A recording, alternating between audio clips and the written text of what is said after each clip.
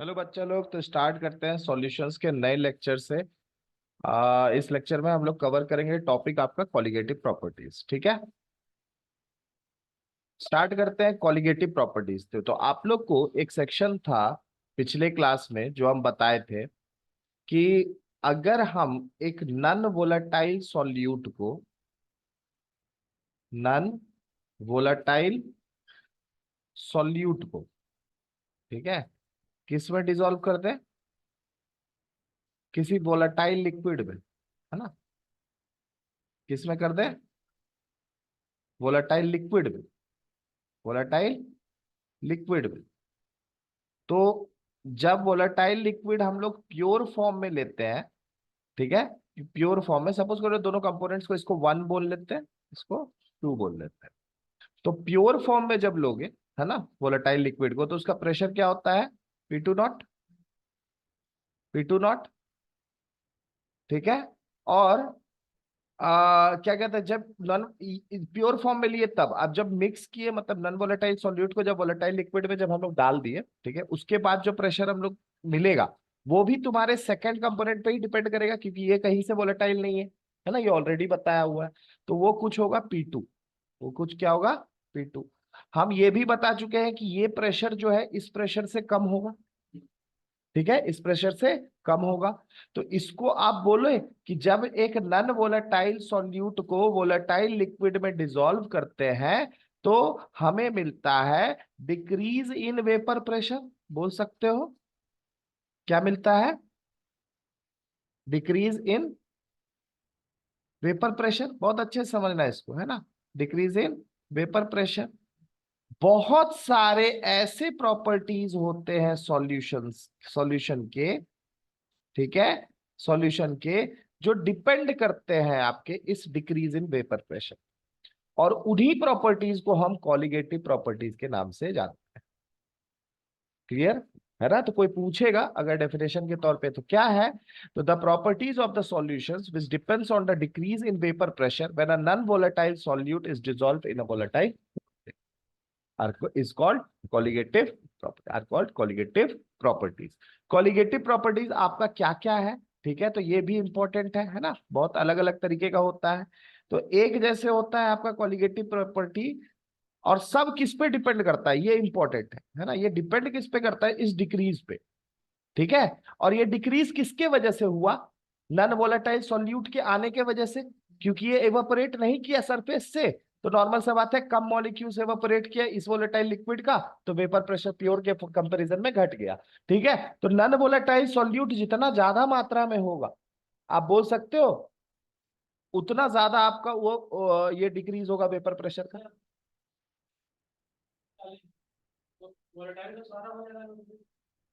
Volatile आपका volatile liquid जो है सारा इवापोरेट, इवापोरेट उतना ही हो, एक टाइम का इक्विलिब्रियम आ जाएगा ना। इवापोरेट उतना नहीं होगा, सरफेस पे, सरफेस फेनोमेनन है, सरफेस से ही एवापोरेशन हमेशा होता है। तो सरफेस पे अगर सॉल्यूट के जो मॉलिक्यूल्स होंगे, सपोज कर लो ये व्हाइट वाले अगर सॉल्यूट के मॉलिक्यूल्स हैं, तो भैया ये तो एवापोरेट नहीं करेंगे ना।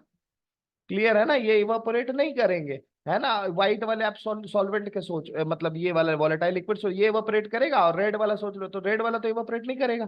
तो कम मॉलिक्यूल्स इवापोरेट हो रहा है ना, इसका मतलब वेपर प्रेशर जो है आपका क्या होगा? नेट वेपर प्रेशर आपका कम मिलेगा, ठीक है ना। क्लियर।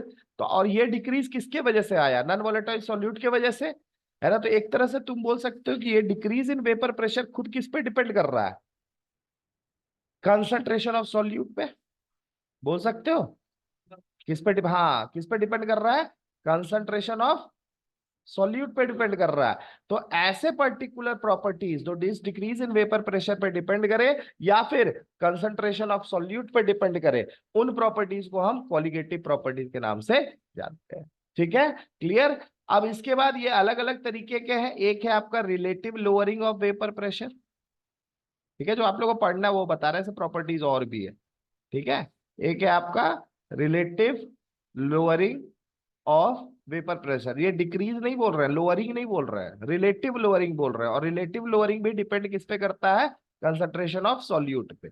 दूसरा, in elevation in boiling point, boiling point जो होता है ना प्योर लिक्विड का कम होता है, और उसमें कुछ मिला दो ना तो उसका बॉइलिंग पॉइंट बढ़ जाता है। तो ये एलिवेशन आता है इसी कंसंट्रेशन ऑफ सॉल्यूट पार्टिकल्स की वजह से, ठीक है ना। तो एलिवेशन इन बॉइलिंग पॉइंट, ठीक है, एलिवेशन इन बॉइलिंग पॉइंट, ठीक है। उसके बाद तीसरा depression in freezing point, freezing point घट जाता है प्योर लिक्विड में का, जो फ्रीजिंग पॉइंट होगा ना वो ज्यादा होगा, किससे, हाँ ठीक है ना। तो डिप्रेशन इन फ्रीजिंग पॉइंट, कोई दिक्कत। और चौथा ओस्मोसिस या फिर ओस्मोटिक प्रेशर, बेसिकली जो टर्म डिपेंडेंट है वो क्या है आपका, ओस्मोटिक प्रेशर।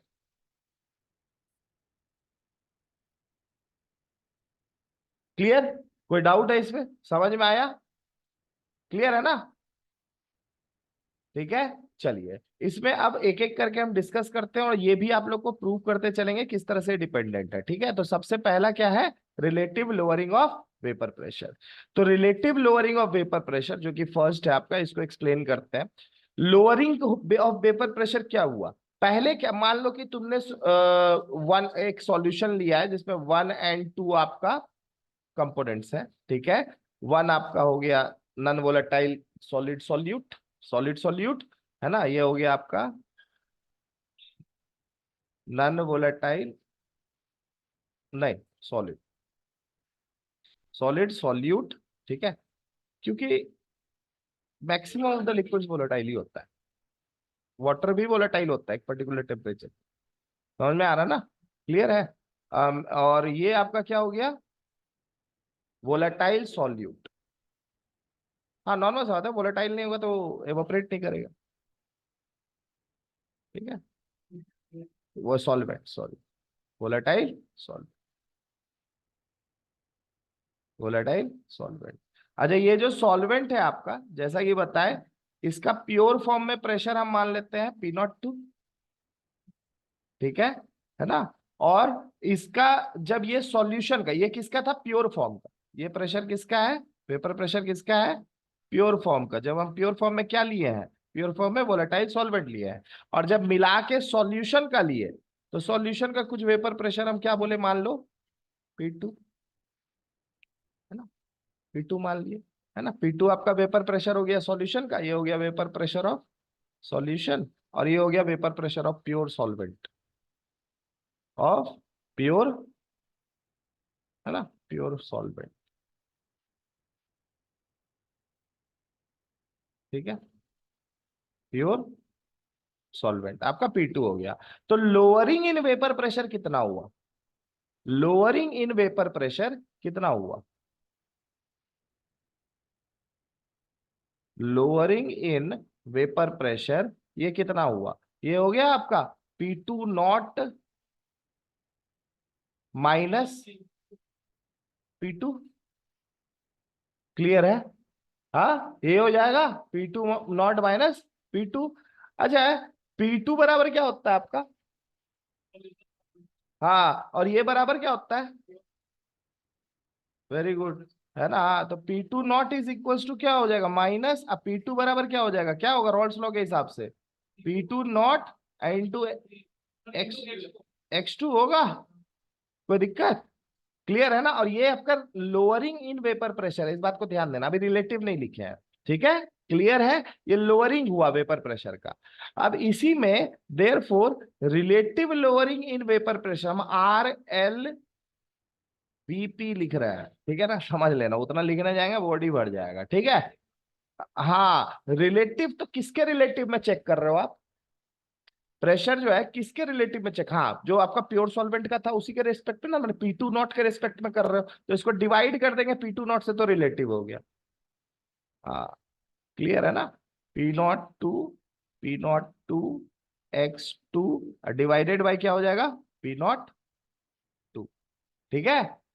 ये हुआ relative lowering of vapour pressure. आप इसको दूसरा छोटा टर्म में लिखना है तो आप इसको डेल्टा डेल्टा P बाई, हाँ delta P2 divided by P02 लिख सकते हो, कोई दिक्कत, क्लियर है ना, कोई डाउट है इसमें। अच्छा P02 यहां से कॉमन आ जाएगा,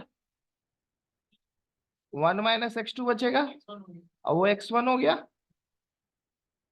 P02 हुआ, और ये P02 कैंसिल हो गया, क्या हो गया, ये 1 माइनस एक्स टू, और 1 माइनस x2 आपका क्या है, मोल फ्रैक्शन है ना, ठीक है, तो मोल फ्रैक्शन का सम क्या होगा 1, तो यानी 1 minus x2 is equal to क्या हो गया, ये आपका आ गया x1। तो आप देख सकते हो कि relative lowering of vapour pressure किस पे डिपेंड कर रहा है, कंसंट्रेशन ऑफ सॉल्यूट पे डिपेंड कर रहा है। वन किसको लिए थे, सॉल्यूट को लिए थे, है ना, तो कंसंट्रेशन ऑफ सॉल्यूट पे आपका डिपेंड कर रहा है। कोई दिक्कत, समझ में आ गया ये चीज, ठीक है। अच्छा, इसको अगर एक्सपैंड करो, आपसे जनरली देखो है ना, ये टॉपिक जब स्टार्ट किए थे तो जन सही से वहां पढ़ोगी टॉपिक पूरा नाम क्या है, तो पूरा नाम है colligative properties and determination of molar mass.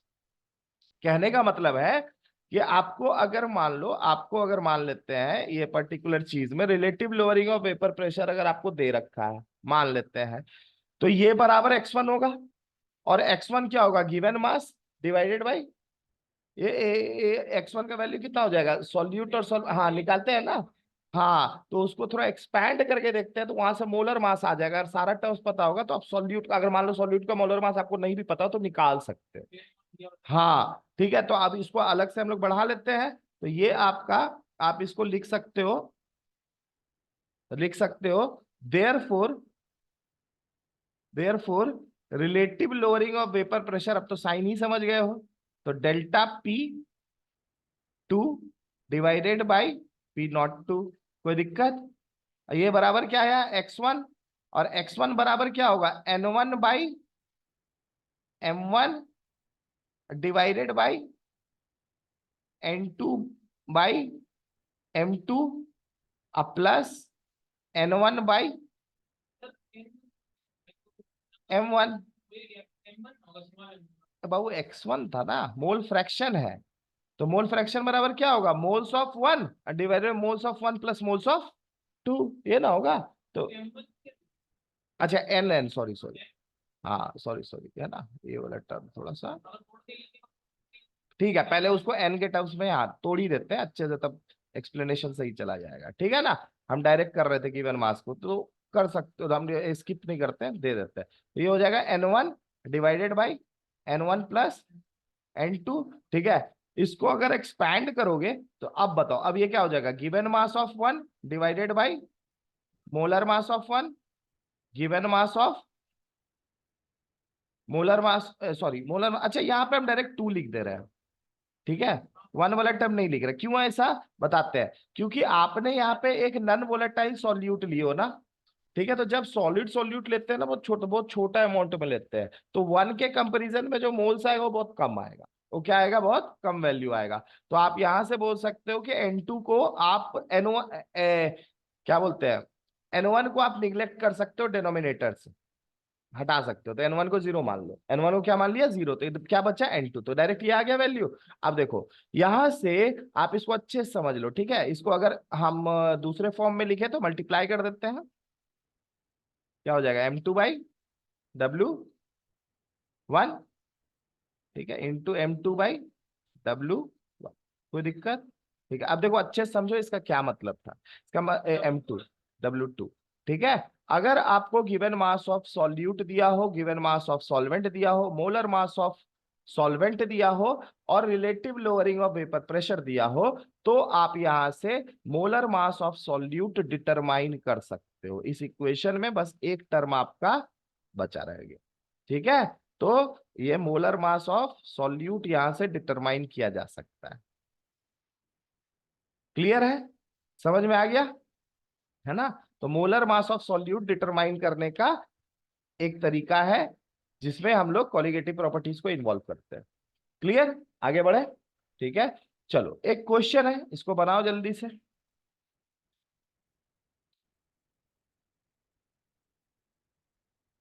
The vapour pressure of pure benzene at a certain temperature is 0.850 bar, ठीक है।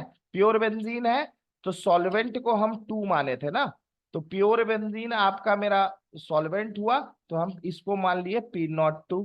कोई दिक्कत, और P02 बराबर कितना हो गया 0.850 बार। क्लियर है, चलिए। A non volatile non electrolyte solid weighing 0.5 gram when added to 39 gram of benzene. ठीक है, 39 ग्राम ऑफ बेंजीन। ठीक है, इसका मोलर मास भी दे रखा है। वेपर आपसे पूछ रहा है vapour pressure of the solution then is 0.5 bar, मतलब वेपर प्रेशर बाद में कितना हो गया, इतना। आपसे मोलर मास पूछ रहा है, बहुत सिंपल है, वही इक्वेशन है, इसमें बाकी सारा चीज आपको दे रखा है। बाद में सॉल्यूशन का कितना हो गया, P2 का वैल्यू कितना आ गया, 0.845 बार। क्लियर है, कोई दिक्कत? हाँ, तो यहां से डायरेक्ट डेल्टा पी कितना आ जाएगा, डेल्टा P2 कितना हो जाएगा, हाँ 0.005 बार आ गया। डेल्टा लग रहा है तो इसको जीरो से कर देते हैं। ठीक है, क्या चीज, हाँ प्योर बेंजीन और हाँ वोलेटाइल होगा। ठीक है, और नन वोलेटाइल नन इलेक्ट्रोलाइट। ठीक है ना, क्लियर, आगे बढ़े। चलो, आपको अब यहाँ पे डेल्टा P2 पता चल गया। आपको क्या इक्वेशन याद है, तो इक्वेशन क्या था, delta P2 by P02, P02 is equal to W1 by M1 multiplied by M2 by W2। हम 2 सॉल्वेंट लिए हैं, 1 सॉल्यूट लिए हैं। ठीक है, ये बात का ध्यान देना, W2। तो दोनों आपको दे ही रखा है, डेल्टा P2 का वैल्यू कितना आ गया, और इसको आप लिख सकते हो 0.005 डिवाइड, दोनों का यूनिट बाहर है तो कट ही जाएगा। 0 पॉइंट, ये आ गया आपका कितना था, 850 ना। ठीक है, बार W1 कितना था, 0.5 ग्राम था, हाँ 0.5 ग्राम। ठीक है, मोलर मास तुमको निकालना है, M1 तुमको नहीं पता है। M2 का वैल्यू कितना दे रखा है, M2 का वैल्यू 78। ठीक है, और मास कितना दे रखा है 2 का, 39। कोई दिक्कत, क्लियर है। तो यहाँ से और M1 इज इक्वल्स टू, सारा चीज को एक साइड लेके चले जाओ अब। ठीक है, तो M1 इज इक्वल्स टू हो जाएगा 0.55 मल्टीप्लाइड बाई, ये तो 39 टू जा 78 डायरेक्ट हो गया ना, तो 0.5 multiplied by 2 into 0.85 divided by 0.005। ठीक है, कोई दिक्कत, 3 डेसिमल नीचे 3 डेसिमल ऊपर, हटा दो डेसिमल, कोई दिक्कत नहीं किसी भी डेसिमल को रखने का, कोई दिक्कत। 5 कैंसिल हो गया, 85 दूना कितना आ गया, 170। तो यानी कि आंसर कितना हो गया, 170 ग्राम पर मोल। कोई डाउट है, समझ में आ गया बढ़िया से, है ना, आगे बढ़े। चलो, थैंक यू। नेक्स्ट टॉपिक में बढ़े, है ना, क्लियर है ना, कोई डाउट इसमें, नहीं ना।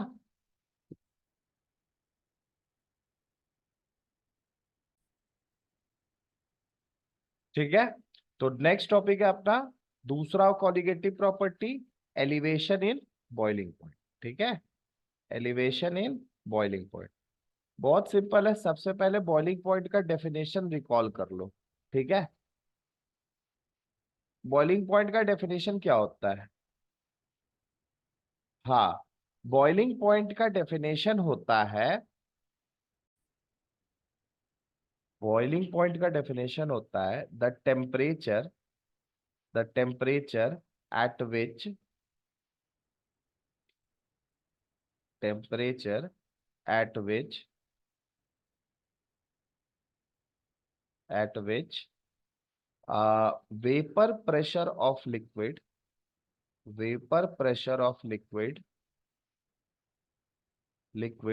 becomes equal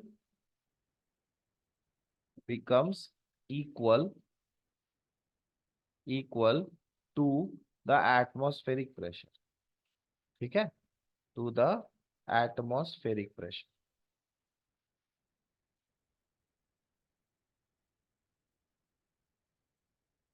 ठीक है, ये डेफिनेशन होता है। तो एक बात बताओ, जब हम लोग सॉल्यूशन बनाते हैं तो वेपर प्रेशर तो घट जाता है, तो नॉर्मल सा बात है, तुमको और ज्यादा उसमें क्या करना पड़ेगा, टेम्परेचर दोगे तब इवापोरेशन बढ़ेगा, तब एटमॉस्फेरिक प्रेशर के बराबर होगा। क्लियर हो रहा ना।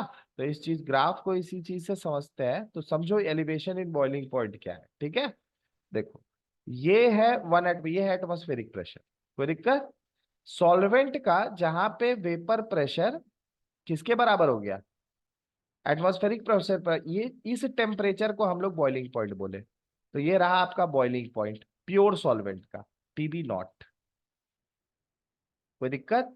टीबी नॉट क्या है आपका? Boiling point of pure solvent. कोई दिक्कत? क्लियर है? प्योर सॉल्वेंट, इसको अच्छे से समझना। और ये टेम्परेचर कहां पे मिला आपको?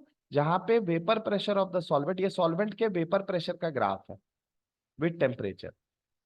हाँ, तो ये वाला स्ट्रेट लाइन नहीं, कर्व है, कर्व है। ठीक है, स्ट्रेट लाइन जैसा है, दिख रहा हो, कर्व जैसा ये। हाँ ठीक है ना, हल्का कर्व है। तो ये कर्व जो है आपका, ये जिस पर्टिकुलर मतलब यहाँ जो वेपर प्रेशर जब किसके बराबर हो गया, 1 एटीएम के बराबर हो गया, तब आपका जो बॉइलिंग पॉइंट था, उसी बॉइलिंग पॉइंट को हम क्या बोले? प्योर सॉल्वेंट का बॉइलिंग पॉइंट बोले। ठीक है, नॉर्मल सा बात है, जैसे ही तुम प्योर सॉल्वेंट मिलाए, वेपर प्रेशर उसका कुछ घट गया, तो ये रहा सॉल्यूशन का वेपर प्रेशर। कोई दिक्कत? जब सॉल्वेंट सॉल्वेंट में तुम सॉल्यूट मिला है, तो नॉर्मल सा बात है ना, वेपर प्रेशर अब क्या हो गया? घट गया। अब तुमको उसको क्या होगा, तुमको टेम्परेचर थोड़ा ज्यादा हीट करोगे, टेम्परेचर दोगे, तब जाके इवापोरेशन थोड़ा और ज्यादा होगा। हाँ, और जाकर के फिर वो बाद में 1 एटीएम से बराबर हो जाएगा। ठीक है, क्लियर हो रहा है ना? हाँ, और ये पर्टिकुलर जगह पे जो टेम्परेचर होगा, नॉर्मल सा बात है, उस बॉइलिंग पॉइंट के कंपैरिजन में तो ज्यादा होगा। तो टीबी हो गया आपका boiling point of the solution. TB क्या हो गया आपका? हाँ, बॉइलिंग पॉइंट ऑफ सॉल्यूशन। हाँ, लेकिन लेकिन लेकिन इंपॉर्टेंट क्या है, वो चीज को समझ लेते हैं। आपको बोला है एलिवेशन इन बॉइलिंग पॉइंट। तो एलिवेशन मतलब क्या हुआ? जो चेंज आया बॉइलिंग पॉइंट में, कितना बढ़ा। ठीक है, तो एलिवेशन इन बॉइलिंग पॉइंट आपका क्या होगा? एलिवेशन इन बॉइलिंग पॉइंट होगा आपका डेल्टा टीबी। क्या होगा आपका? Delta TB. और ये इक्वल्स टू किसके होगा? TB minus TB naught. कोई दिक्कत? और ये टर्म जो हुआ, इसी को बोलेंगे एलिवेशन इन बॉइलिंग पॉइंट। क्या बोलेंगे? Elevation in boiling. हाँ, ठीक है, बॉइलिंग पॉइंट। ठीक है, और नॉर्मल सा बात है ना, ये भी तुम्हारा किस पे डिपेंड कर रहा है? कंसंट्रेशन ऑफ सॉल्यूट पे। ठीक है, बस याद रखना, जो यहां पे हम कंसंट्रेशन ले रहे हैं, कंसंट्रेशन जैसे अभी पिछले वाले रिलेटिव लोअरिंग और वेपर प्रेशर में हम लोग किसको यूज किए? रिलेटिव लोअरिंग, हाँ, मोल फ्रैक्शन को। यहां पे हम लोग मोलालिटी को यूज करेंगे। जो कंसंट्रेशन यूज करेंगे, concentration used will be molality. लीटी, स्मॉल एम। हाँ, विल बी मोलालिटी। वैसे तुम किसी पे भी करोगे, लेकिन के का वैल्यू फिर डिफरेंट आएगा। कंसंट्रेशन दूसरा लोगे तो फिर कांस्टेंट का वैल्यू जो होगा वो थोड़ा डिफरेंट आएगा। ठीक है, तो यहाँ पे हम लोग मोलालिटी लेंगे, मोलालिटी मतलब स्मॉल एम। क्लियर है? और नॉर्मल सा बात है, आप बताओ, मोलालिटी अगर ज्यादा होगा तो डेल्टा टीबी क्या होगा? ज्यादा बढ़ेगा ना, नॉर्मल सा बात है। और ये ग्राफ जो आपका आया है, ग्राफ भी स्ट्रेट लाइन टाइप का ही दिख रहा है। तो ये है ना, हल्का स्ट्रेट लाइन मतलब डायरेक्टली प्रोपोर्शनल होगा। आप बोल सकते हो डेल्टा टीबी किसके प्रोपोर्शनल होगा? डायरेक्टली प्रोपोर्शनल होगा। हाँ, वैसे वो टीबी का, वैसे वो ग्राफ आपका वेपर प्रेशर का है, पहला बात। ठीक है ना? हाँ, वो हो रहा है। अरे तो डायरेक्टली प्रोपोर्शनल स्ट्रेट लाइन आप परफेक्ट नहीं ले रहे हो, लेकिन अगर कोई चीज अगर किसी के साथ बढ़ रहा है, तो एक पर्टिकुलर जोन तक आप जो है ना प्रोपोर्शनलिटी को डिफाइन करोगे ना, थोड़ी ना पूरा करते रहोगे। क्लियर है ना? प्रोपोर्शनलिटी पूरा क्लियर नहीं होता है, तब तो 0 केल्विन पे ले जाकर उसको जमा के भी चेक कर लो, अगर उतना ही शौक है एक्सपेरिमेंट करने का तो। क्लियर हो रहा है ना? तुम कोई भी टेम्परेचर को थोड़ी चुन लोगे। क्लियर हो रहा? तो ये ग्राफ यहीं से क्यों दिया? क्योंकि भाई यहीं से वो नाप पाया, इससे पहले का टेम्परेचर में वो एक्सपेरिमेंट ही नहीं कर पा रहा। 0 केल्विन तक भी, मैं 0 केल्विन तक ही जाएगा, 0 केल्विन से वैसे कम टेम्परेचर नहीं पाए। अब समझ में आ रहा है ना? क्लियर है ना? कोई डाउट है इसमें? और वैसे भी नॉर्मली आप ऐसे भी सोचोगे तो डेल्टा टीबी आपका डायरेक्टली प्रोपोर्शनल किसका होगा? मोलालिटी का, कंसंट्रेशन का। ये एक्सपेरिमेंटली डिटरमाइन किया गया है, ऐसे नहीं बोला जा रहा है। क्लियर है ना? जो डेल्टा टीबी का वैल्यू है, ये मोलालिटी बढ़ाने पे डायरेक्टली प्रोपोर्शनल आता है, ये एक्सपेरिमेंटली डिटरमाइंड। हाँ हाँ हाँ हाँ हाँ। हाँ, तो इतना कंसंट्रेशन बढ़ाने का मतलब है कि मोलैलिटी कुछ भी कर दोगे क्या? सॉल्यूशन भी एक ही टाइम तक बनता है ना, उसके बाद तो सैचुरेटेड हो जाता है। समझ में आ रहा है ना? सैचुरेटेड हो जाएगा फिर और सॉल्यूट उसमें डिसॉल्व भी नहीं होगा, मतलब होगा लेकिन दिखेगा तो नहीं तुमको ना, तुम्हारे लिए तो अलग ही रहेगा, है ना? तो समझ में आ रहा है ना? क्लियर है? और वहीं तो सॉल्युबिलिटी बेसिकली कंसंट्रेशन हम लोग सैचुरेशन पॉइंट तक ही कैलकुलेट करते हैं, जहां maximum amount of solute that can be dissolve in the solution, यही ना होता है सॉल्युबिलिटी। क्लियर? तो डेल्टा टीबी किसके directly proportional, molality of, molality के हो गया। अब बताओ डेल्टा टीबी, यहाँ पे एक कांस्टेंट को हम लोग यूज करेंगे, है ना? इसको के बी नाम दे दो, क्या नाम दे दो? के बी। ठीक है ना? इसको आप बॉइलिंग पॉइंट एलिवेशन कांस्टेंट बोल सकते हो केबी को, आप इसको मोलल एलिवेशन कांस्टेंट बोल सकते हो, या फिर इसको इबिलियोस्कोपिक कांस्टेंट बोल सकते हो। ठीक है, तीनों टर्म आप इसके लिए यूज कर सकते हो, कोई दिक्कत? क्या क्या नाम बताए? तो एक नाम आपको बताए, बॉइलिंग पॉइंट एलिवेशन कांस्टेंट। हाँ, elevation constant, E for elevation. ठीक है ना? नोट्स बनाने में ध्यान देना, ई फॉर एलिवेशन लिख लेना तुम लोग, ठीक है ना? और ये, हाँ, बॉइलिंग पॉइंट एलिवेशन के एक आपको क्या बताया दूसरा नाम, और इसका और नाम भी हो सकता है, और मोलल एलिवेशन कांस्टेंट भी बोलते हैं इसको। हाँ, मोलालिटी के साथ क्योंकि इसको डिटरमाइन किया जा रहा है तो मोलल एलिवेशन कांस्टेंट भी बोला जाता है, क्योंकि मोलालिटी के साथ में ये कांस्टेंट, जैसे कि बताया दूसरा कंसंट्रेशन लोगे तो केबी का वैल्यू क्या होगा? तो दूसरा आएगा। क्लियर हो रहा है ना? तो मोलल एलिवेशन कांस्टेंट भी बोल सकते हो इसको। ठीक है, क्लियर। और एक नाम जो स्पेशल आपको बताया, वो याद रखना, एग्जाम में देके कभी बार चराने का कोशिश करता है, तो इसलिए थोड़ा सा है ना, दे दिया नाम, अब तुम लोग को लग रहा है कि क्या टर्म है, समझा हुआ नहीं होता है ना, तो वो चीज हो जाता है। तो एबिलियोस्कोपिक कांस्टेंट,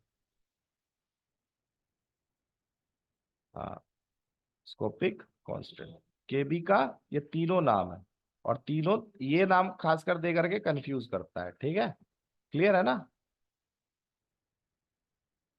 कोई डाउट इसमें? समझ में आ गया यहाँ तक? चलो आगे बढ़े। और एबिलियोस्कोपिक कांस्टेंट, अब थोड़ा सा उसी को अगर बढ़ा दे तो देखो क्या होता है, डेल्टा टीबी, क्या जैसा कि बताया, क्योंकि हम लोग को मोलर मास निकालना है ना?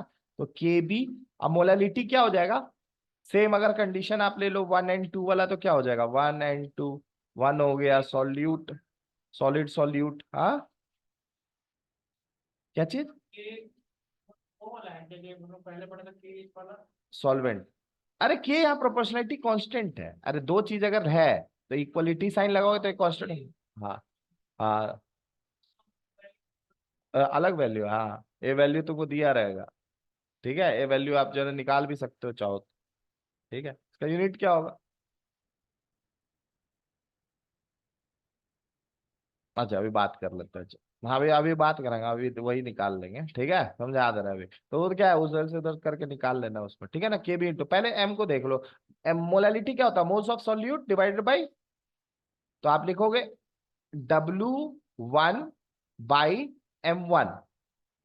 ठीक है, कोई दिक्कत? W1/M1, और सॉल्वेंट का मास मतलब W2, ग्राम में अगर है तो फिर इंटू 1000। ठीक है, याद रखिएगा ये फॉर्मूला कहाँ पे यूज करेंगे, जब W1 W2 आपका किस में दिया हुआ है, ग्राम में, W1 and W2 in grams, है ना? ये क्या है, मतलब मास ऑफ सॉल्यूट और मास ऑफ सॉल्वेंट। ठीक है, कोई दिक्कत? इसको आप करोगे तो ये आ जाएगा KB multiplied by W1/M1, M1, हाँ, मल्टीप्लाइड बाई 1000/W2। क्लियर है ना? अब यहाँ पे भी वही सेम चीज है, ये मोलर मास ऑफ सॉल्यूट है, सब चीज अगर पता होगा तो मोलर मास ऑफ सॉल्यूट आप यहाँ से निकाल सकते हो, कोई दिक्कत? क्लियर हो गया? और केबी का वैल्यू हर एक के लिए डिफरेंट होगा। ठीक है, मतलब डिफरेंट चीज के लिए डिफरेंट होगा, ये नेचर मटेरियल पे डिपेंडेंट होगा, आप क्या सॉल्वेंट ले रहे हो, क्या ये ले रहे हो, ठीक है ना, उस पर डिपेंडेंट होगा। क्लियर? कोई डाउट है इसमें? समझ में आ गया? टेम्परेचर डिपेंड, टेम्परेचर आपका जो चेंज आएगा वही होता है एलिवेशन, तो यही है आपका एलिवेशन इन बॉइलिंग पॉइंट। ये क्या हो गया, एलिवेशन इन बॉइलिंग पॉइंट। हाँ, टेम्परेचर, अरे हमेशा टेम्परेचर को तो कभी केल्विन से हटाना ही मत, टेम्परेचर हमेशा एब्सोल्यूट टेम्परेचर। ठीक है ना? ग्राम केल्विन, हाँ, यहाँ पर नहीं नहीं, आप केजी में चेंज कर दियो ना, W2 में बाई 1000, हम क्या बोले, हाँ, W2 ग्राम्स में, तभी तो यहाँ पे 1000 की है ना। हाँ ठीक ना, केजी मोल्स पर केजी होता है, ठीक है। तो केबी का यूनिट यहाँ से भी आप निकाल सकते हो, कितना हो जाएगा, मोलैलिटी का यूनिट वैसे ही होता है मोल्स पर केजी, इधर टेम्परेचर है, तो केल्विन केजी पर मोल। केबी का यूनिट क्या होगा आपका, कोई दिक्कत, केल्विन केजी पर यूनिट, कोई दिक्कत, केल्विन केजी पर मोल, समझ में आ गया ना। और इसमें आपका दिया रहेगा, आगे बढ़े, ठीक है। चलो नेक्स्ट चलते हैं। हम्म, हाँ, मोलर मास ऑफ सॉल्यूट, और W1 हो गया mass of solute, given mass of solute, ये हो गया गिवन मास ऑफ सॉल्वेंट, ठीक है। कोई दिक्कत, क्लियर है, समझ में आ गया बढ़िया से, कोई डाउट नहीं इसमें। अभी जाना क्वेश्चन में तब समझ में आएगा, ठीक है।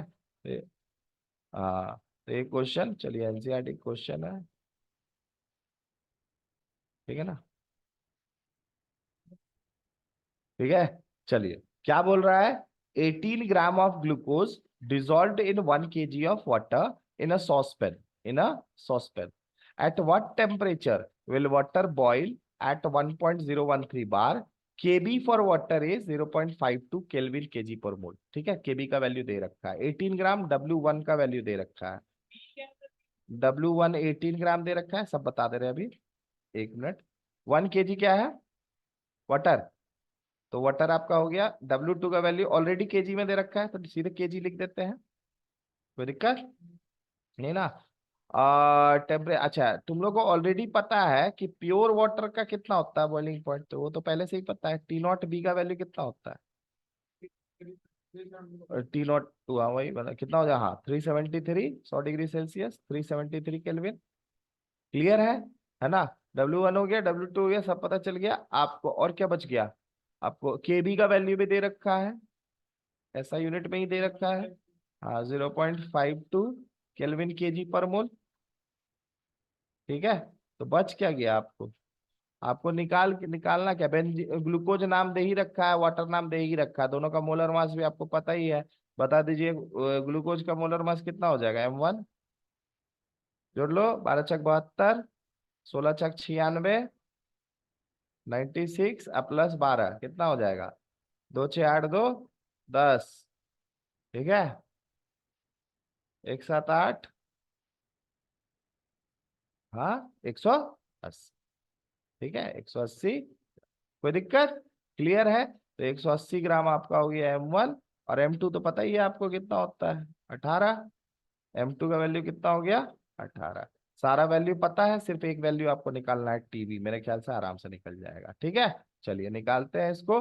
तो ये वाला आपका डायरेक्ट फॉर्मूला क्या लगाएंगे, फॉर्मूला डायरेक्ट वही वाला है ना, डेल्टा टीबी का मतलब क्या हो गया, TB माइनस TB0, कोई दिक्कत, TB0 is equals to molality, KB का वैल्यू कितना, 0.052, नहीं ना, 0.52, ठीक है, मल्टीप्लाइड बाई W1 कितना दे रखा है, 18 ग्राम, है ना, तो 18/180, 180 गुने, ऑलरेडी केजी में दिया ना पानी का, 1 kg, 1 kg हो गया ना डायरेक्ट, तो ठीक है, कितना हो गया, 1 kg, तो उधर डिवाइडेड बाई 1, यही हो गया, ठीक है।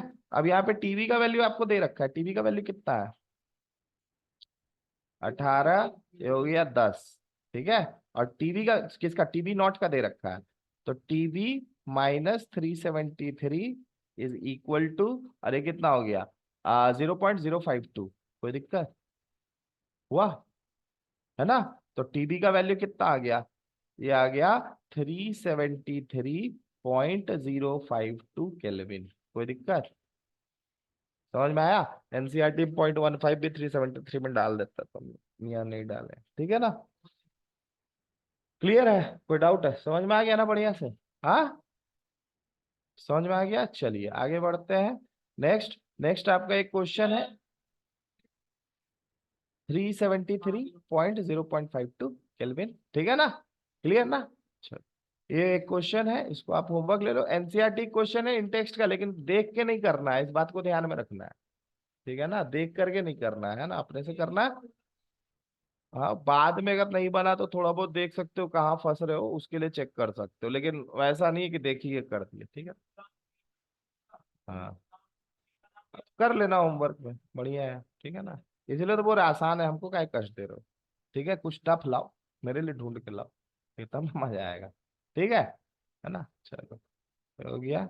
चलिए ठीक है, तो आज के लिए याद तो रहने देते हैं, नेक्स्ट क्लास में बाकी दो कॉलिगेटिव प्रॉपर्टी को खत्म कराएंगे। ठीक है, सारा टर्म्स इसमें क्लियर। चलिए नेक्स्ट क्लास में मिलते हैं, till then thank you very much, love you, bye bye everyone.